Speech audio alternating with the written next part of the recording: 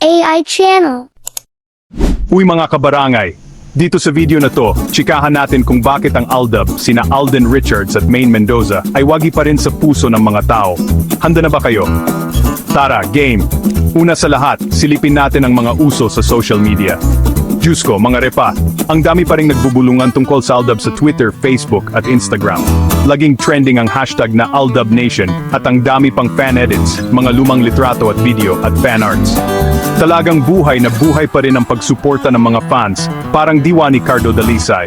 At tungkol nga sa fans, ang Aldab Nation ay solid pa rin talaga. May mga fan groups na nag-organisa ng mga charity events, mga meetups at online parties.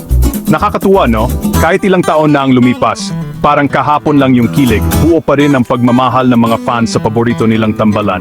Parang pagmamahal natin sa Quezon City. Naku, may isa pa.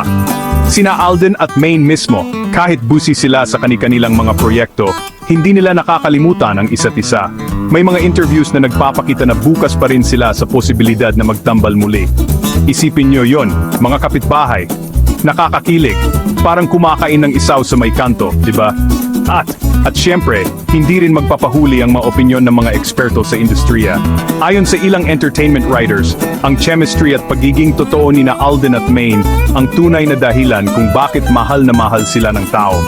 Hindi lang sila love team sa harap ng camera, kundi pati na rin sa puso ng mga fans, parang suki natin sa palengke.